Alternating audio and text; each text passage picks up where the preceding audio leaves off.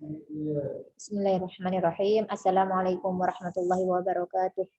Alhamdulillahirabbil alamin. Assalatu wassalamu ala asrofil anbiya'i wal mursalin sayyidina Muhammad wa ala alihi wa sahbihi ajma'in. Amma ba'du.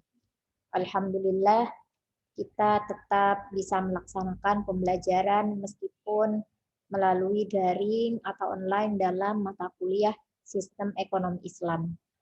Pada pertemuan ke-15 ini kita akan membahas banyak tentang sistem ekonomi dunia. Mahasiswi, mahasiswa yang dirahmati oleh Allah, sistem perekonomian oleh suatu negara atau pemerintah digunakan untuk memecahkan berbagai macam permasalahan yang berkaitan dengan ekonomi yang dialaminya. Tentunya agar permasalahan-permasalahan yang berkaitan dengan ekonomi itu dapat teratasi dan terselesaikan. Jadi sistem perekonomian suatu negara itu pada fungsinya intinya adalah memecahkan berbagai macam permasalahan yang ada. Lalu justru jangan sampai dengan ada dan munculnya suatu sistem ekonomi malah menambah atau bahkan memperparah masalah ekonomi suatu negara yang semakin membebani. Lalu apa sebenarnya sistem ekonomi itu sendiri? Sistem ekonomi adalah suatu sistem yang mengatur dan terjalin hubungan ekonomi antar sesama manusia dengan seperangkat kelembagaan dalam suatu ketahanan. Sistem ekonomi juga dapat diartikan sebagai keseluruhan tata cara untuk mengordinasikan perilaku masyarakat. Siapa saja, baik itu produsen, konsumen, pemerintah, bank, dan lain sebagainya, dalam menjalankan kegiatan ekonominya, yaitu produksi, distribusi, konsumsi, investasi, lalu dan lain-lain. Dalam sistem perekonomian dunia dibahas beberapa sistem. Ada 3 sistem, yaitu sistem ekonomi kapitalis, sistem ekonomi sosialis, serta yang terakhir adalah sistem ekonomi Islam. Yang pertama yaitu sistem ekonomi kapitalis. Kapitalisme adalah pandangan hidup atau suatu ideologi yang sangat berkembang. Hal tersebut dibuktikan dengan banyaknya negara-negara di dunia pada saat ini menggunakan sistem ekonomi ini. Sistem ekonomi kapitalis menjadi sistem ekonomi yang mendominasi dari sistem ekonomi yang dipakai negara-negara. Jadi keseluruhan negara kebanyakan menggunakan sistem ekonomi kapitalis. Di mana di dalam sistem ekonomi kapitalis suatu produksi maupun perdagangannya lebih dominan dilakukan bersifat individualistis atau pribadi. Jadi lebih mendominasi dalam perdagangan, mendominasi individual atau pribadi. Para ahli ekonomi dunia mayoritas sepakat bahwa hasil dari pemikiran mazhab klasik inilah yang menjadi dasar dari sistem ekonomi, yaitu sistem ekonomi kapitalis. Dalam sistem ekonomi kapitalis pula, nilai merupakan sesuatu yang sangat penting karena nilai merupakan suatu sarana untuk melihat faedah atau kegunaan suatu barang dan jasa, juga untuk menentukan kemampuan produsen serta konsumen. Lalu bagaimana peranan harga dalam sistem ekonomi kapitalis ini? Peranan harga dalam sistem ekonomi kapitalis ini meliputi beberapa, yaitu produksi, kegiatan konsumsi, serta kegiatan distribusi melalui struktur harga. Yang pertama, harga menentukan siapa saja produsen yang boleh masuk dalam area produksi dan siapa saja yang tidak boleh masuk dalam atau keluar dari area produksi.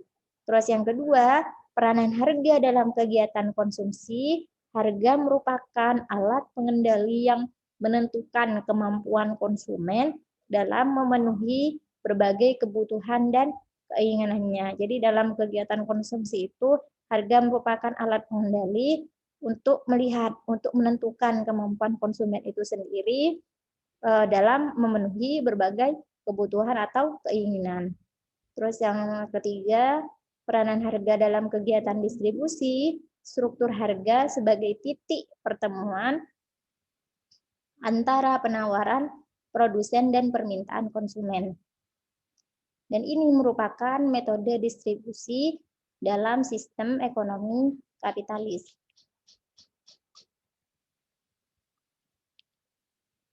Setelah sistem ekonomi kapitalis dibahas, selanjutnya yaitu membahas tentang sistem ekonomi sosialis. Apa itu? Sistem ekonomi sosialis merupakan kebalikan dari sistem ekonomi kapitalis, yang mana menyerahkan segala siklus ekonomi sepenuhnya kepada mekanisme pasar yang ada. Sistem ekonomi sosialis bukan berarti tidak memberikan kebebasan individu dalam kegiatan ekonomi.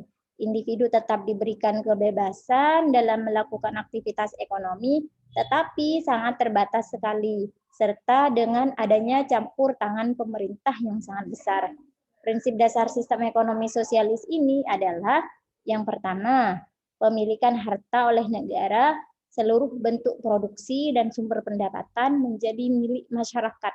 Secara keseluruhan, hak individu untuk memiliki harta atau memanfaatkan produksi tidak diperbolehkan. Terus yang kedua, kesamaan ekonomi sistem ekonomi sosialis menyatakan bahwa hak individu dalam suatu bidang ekonomi ditentukan oleh prinsip persamaan. Setiap individu disediakan kebutuhan hidup menurut keperluan masing-masing. Dan yang terakhir, keseluruhan negara diletakkan di bawah peraturan kaum buruh yang mengambil alih semua aturan produksi dan aturan distribusi. Jadi ini sekilas tentang sistem ekonomi sosialis. Yang terakhir adalah sistem ekonomi Islam. Sistem ekonomi Islam itu ada sebagai alternatif, yaitu sebagai rahmatan lil alamin, menjadi solusi dari kedua sistem sebelumnya, yaitu sistem ekonomi kapitalis dan sistem ekonomi sosialis. Jadi di sini banyak yang menanyakan apakah pada zaman Rasulullah dan sahabat sistem ekonomi yang digunakan saat itu adalah sistem ekonomi Islam. Tentunya hal itu bisa dikatakan benar pula, karena semua aspek kehidupan termasuk masalah ekonomi didasarkan pada sumber-sumber hukum Islam yang ada. Termasuk pada saat itu sudah ada lembaga keuangan Islam yang disebut Baitul Mal. Jadi pada zaman Rasulullah itu sudah bisa dikatakan sebagai sistem ekonomi Islam yang digunakan, karena sudah dibentuk lembaga keuangan Islam yang pada saat itu disebut dengan Baitul Mal. Baitul Mal wa Tamwil sebagai sebuah lembaga koperasi jasa keuangan syariah sekaligus sebagai lembaga intermediasi antara penghimpunan dan penyaluran dana dari dan untuk masyarakat. Banyak pula yang mengatakan bahwa saat itu belum bisa dikatakan sebagai suatu sistem dalam sistem ekonomi Islam, sebab sistem itu tertata dan harus sistematis sebagai suatu ideologi. Jadi di sini ada dua pandangan, ada yang mengatakan bahwa sistem ekonomi Islam itu sudah ada pada zaman Rasulullah. Namun pada zaman Rasulullah juga ada yang mengatakan bahwa pada saat itu belum bisa dikatakan sebagai sistem ekonomi Islam. Seperti itu. Ekonomi Islam merupakan suatu ilmu pengetahuan sosial yang mempelajari ilmu ekonomi rakyat yang diilhami oleh nilai-nilai Islam. Tantangan terbesarnya apa? Tantangan besar dari ekonomi Islam adalah dihadapkan pada dua hal yang sangat besar, yaitu kemiskinan dan kebodohan. Sistem ekonomi Islam yang baru pada tataran konsep akan dapat berjalan jika mampu memanfaatkan segala sumber daya umat yang ada. Oleh karena itu, sistem ekonomi Islam ini akan menjadi sistem ekonomi alternatif dalam menciptakan sistem ekonomi yang berkeadilan menuju masyarakat yang makmur dengan banyak pembelajaran juga dari dua sistem ekonomi yang ada, yaitu sistem ekonomi kapitalis dan sistem ekonomi sosialis. Tentunya membawa hal-hal positif dari keduanya, asalkan tidak bertentangan dengan syariah Islam yang berasal dari sumber-sumber hukum Islam, khususnya Al-Quran dan Al-Hadis, agar ekonomi umat Islam juga dapat berkembang sejalan dengan kemajuan teknologi, tetapi masih dalam koridor dan batas-batas agama yang diperbolehkan.